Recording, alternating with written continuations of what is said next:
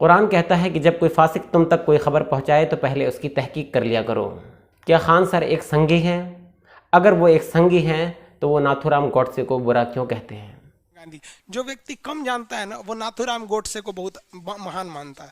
हम उन सबसे यही पूछते हैं कि नाथूराम गोडसे ने क्या किया? महात्मा गांधी को छोड़कर कुछ मारने के सिवा कुछ नहीं किया। उसके माँ के दूध में इतनी गर्मी थी तो क्यों नहीं मारा था जलियांवाला बाग के हत्यारों को? क्यों नहीं?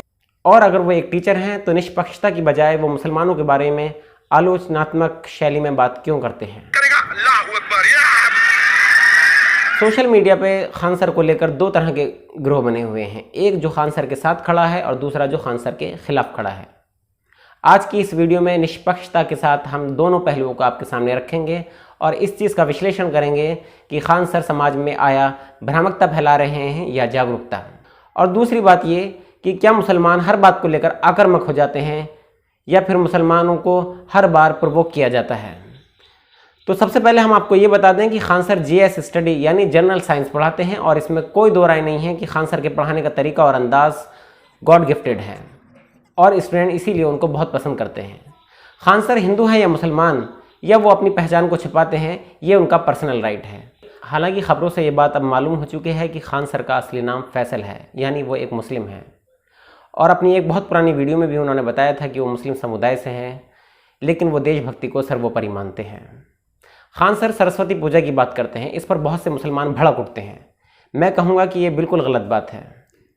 देखिए, आप भारत में रहते हैं और भारतीय संविधान आपको और हर किसी को पूरी इजाज़त देता है कि वो किसी भी धर्म को अपनाए या उसके किसी त्यौहार को मनाए। बहुत से हिंदू भाई हैं जो मुसलमानों के साथ मिलकर ईद मनाते हैं और बहुत से इस्लाम कबूल कर लेते हैं। तो क्या आप चाहते हैं कि भारतीय संविधान उनके ऊपर भी कोई रोक लगाए? अगर नहीं तो फिर आपको हक नहीं बनता कि किसी मुसलमान को जो राखी बंधवाता है या फिर हिंदुओं के साथ उनके त्यौहार मनाता है उसके ऊपर आप आलोचनात्मक शैली में बात करें। अगर आपके जज्बात को इससे ठेस पहुंचती है तो आपको चाहिए कि आप खान सर से मिलने की कोशिश करें और उनकी इस्लाह करने की कोशिश करें, अगर आप कर पाते हैं। लेकिन अगर वो आपकी बात नहीं मानते तो आपको उनके लिए गाली गलौज करने का कोई भी अधिकार नहीं है। अब मैं सिक्के का दूसरा रुख आपके सामने रखना चाहता हूँ। खान सर अपने लेक्चर में 99% सही इन्फॉर्मेशन देते हैं, मगर बहुत जगहों पर 1% ऐसी बात कर जाते हैं जिससे उनके मन में मुस्लिम समुदाय के लिए गुस्सा या घृणा का भाव साफ दिखाई देता है और उनका उत्साह उस वक्त और भी बढ़ जाता है जब पीछे से बहुत से स्टूडेंट्स तालियां बजाते हैं। लुंगी में आग लग जाएगा तोरे। किसी समुदाय के खिलाफ घृणा या गुस्से के दो कारण हो सकते हैं। नंबर एक समुदाय के व्यक्ति का दूसरे समुदाय से दुश्मनी की वजह से घृणा करना, जैसे आरएसएस और मुसलमान को आपस में दुश्मनी के तौर पर देखा जाता है और इसमें एक वर्ग का व्यक्ति दूसरे समुदाय का लगातार आलोचक बना रहता है। लेकिन चूंकि खान सर मुस्लिम वर्ग से हैं इसलिए ये कारण उनके ऊपर लागू नहीं होता। दूसरी वजह अपने ही समुदाय के लिए गुस्सा पैदा होना, जैसे कहीं कहीं देखा जाता है कि एक मुस्लिम जब पढ़ लिख जाता है और जब वो अपने ही मुस्लिम समाज में एजुकेशन का निम्न स्तर देखता है और दूसरी कम्युनिटी के साथ उसकी तुलना करता है तो उसे दुख होता है और होना भी चाहिए, मगर कभी कभी ये दुख अपनी हद से बढ़कर नफरत और गुस्से में बदल जाता है। आपने अपने इर्द गिर्द ऐसे कुछ मुस्लिम देखे होंगे जो खुद मुसलमानों की कमियों पर ज़्यादा बात करते हैं, तो क्या हम उन सबको वायरल करके एंटी इस्लामिक घोषित कर दें? जब इस तरह के मुसलमान गैर मुस्लिमों के बीच में मुसलमानों के खिलाफ अपना गुस्सा जाहिर करते हैं तो ये गुस्सा देखकर दूसरे समुदाय के लोग उनकी तरफ आकर्षित हो जाते हैं। यानी यूट्यूब की बात करें तो उनके सब्सक्राइबर्स और व्यूवर्स बढ़ जाते हैं, जिससे उनका उत्साह और भी बढ़ जाता है और फिर ये उत्साह में आकर और भी ज़्यादा बोल जाते हैं। बस यही गलती समाज में विवादास्पद स्थिति पैदा कर देती है। खान सर के साथ भी यही कहानी हुई है। वो एक टीचर हैं और उनके तमाम लेक्चर्स में इन्फॉर्मेशन और मोटिवेशन के अलावा आपको कुछ नहीं मिलेगा, सिवाय कुछ लड़कियों पर कभी कभी कोई कमेंट्स कर जाते हैं। लेकिन कुछ लेक्चर्स में उन्होंने पढ़ाते वक्त उत्साह में आकर मुस्लिम समुदाय के खिलाफ ऐसी बातें कहीं जिनसे उनके मन में मुसलमानों के लिए कितना गुस्सा भरा हुआ है ये जाहिर होता है। नंबर 1, खान सर कहते हैं कि मुसलमान 18 बच्चे पैदा करते हैं और उनमें ज़्यादातर पंक्चर जोड़ते हैं। 18 बच्चों का कोई रेफरेंस उनके पास नहीं है। खान सर अतिशयोक्ति और उत्साह में आकर आलोचना करते हैं। अगर वो निष्पक्ष होते तो तस्वीर का दूसरा रुख भी समाज के सामने रखते, और वो ये है कि भारत के प्रधानमंत्री भी 5 भाई बहन हैं, जिनमें प्रधानमंत्री कभी चाय बेचने का काम किया करते थे, लेकिन आज वो प्रधानमंत्री हैं। भारत के पूर्व राष्ट्रपति अब्दुल कलाम भी 5 या 6 बहन भाई थे जो बहुत ही गरीब फैमिली से थे, मगर जिन्हें दुनिया ने बाद में मिसाइल मैन के नाम से जाना।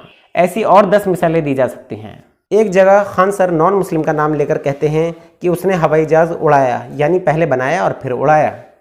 लेकिन फिर मुस्लिम नाम अब्दुल्ला लेकर कहते हैं कि अब्दुल्ला ने हवाई जहाज़ उड़ा दिया, यानी बॉम्बिंग कर दी। हालांकि एक टीचर होने के नाते उन्हें ये सिखाना चाहिए था कि आतंकवादी का कोई मज़हब नहीं होता, नाम से आतंकवादी कोई नहीं होता है, अपने काम से आतंकवादी होता है। उन्हें अब्दुल्ला तो याद है लेकिन अब्दुल कलाम याद नहीं। इन तमाम बातों से ये पता चलता है कि 99% जीएस पढ़ाने वाले खान सर कुछ लोगों को खुश करने के लिए 1% ऐसी बातें भी कर जाते हैं जिसकी वजह से वो आलोचनाओं में घिर गए हैं। और जहाँ तक हमारी रिसर्च है, खान सर पॉलिटिकल बेनिफिट्स के लिए ऐसा नहीं करते, बल्कि अपने सब्सक्राइबर्स और फैंस को खुश रखने के लिए उत्साहित होकर ऐसा कर जाते हैं। खान सर को अपनी लाइफ में हिंदू समाज के कुछ लोगों की तरफ से भी उनके लिए आतंकवादी जैसे कमेंट्स बर्दाश्त करने पड़ते हैं। इनका कमेंट देखिए, हम जानबूझ के आपके सामने लाए, लिखे कि साले पैसे की फंडिंग करके तू पाकिस्तान को ट्रांसफ़र करेगा। आप जरा देखिए, ई भाई साहब को मेरे लिए कुछ नहीं पता है। पटना में आज भी अगर किसी को ब्लड घट जाता है तो मेरे पास आता है, अनाथ बच्चों को हमारे पास भेज दिया जाता है।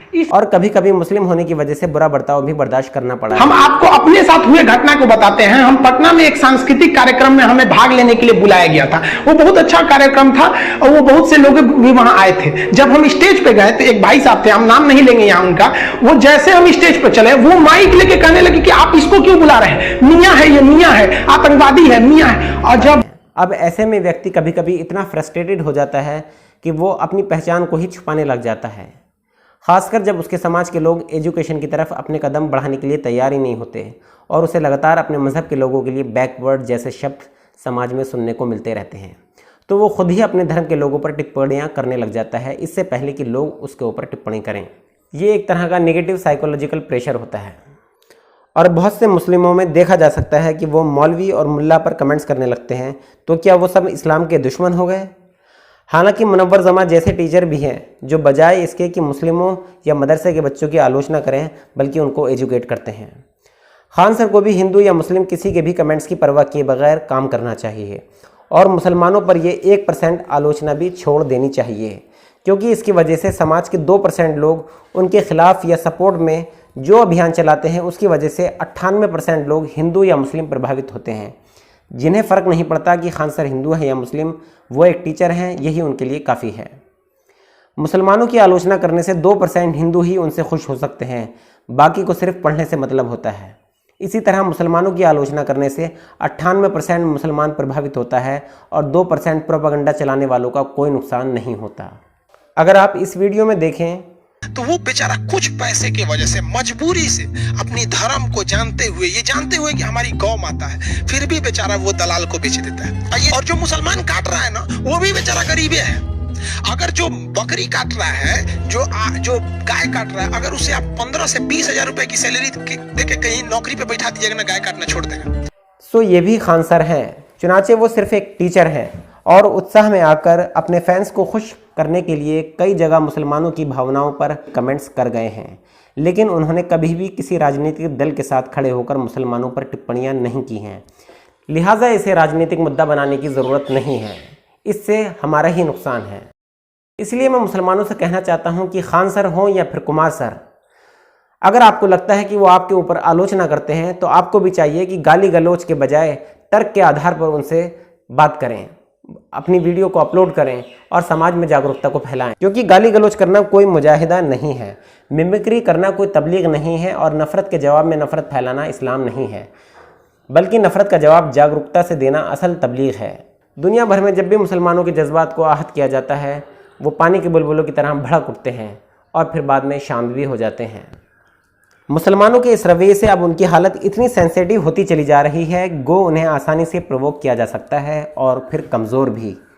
जब एक नफ़रत के जवाब में 10 जागरूकता फैलाने वाले खड़े हों तो अगली बार नफ़रत में ज़रूर कमी आएगी। लिहाजा हक़ के लिए बोलें, मगर तर्क के साथ। बोल नहीं सकते तो लिखें, लिख नहीं सकते तो कम से कम बोलने और लिखने वालों को सपोर्ट करें। नफ़रत का जवाब गाली गलौज से देने वालों को बिल्कुल भी सपोर्ट ना करें और ना ही उनकी वीडियो को वायरल करने में हेल्प करें। ये सब एंटी इस्लामिक मेथड हैं जिनसे सिर्फ नफ़रत को ही बढ़ावा मिलता है। कुरान करीम की तालीमात को समाज में आम करने की कोशिश करें और पानी के बुलबुलों की तरह नहीं बल्कि पानी की बूंद बनने की कोशिश करें, क्योंकि बुलबुले अंदर से खोखले होते हैं जबकि बूंद बूंद अगर मिल जाए तो बारिश बनकर बरसने की ताकत रखते हैं और मुर्दा ज़मीन की तरह मुर्दा समाज को भी बेदार करने की ताकत रखते हैं।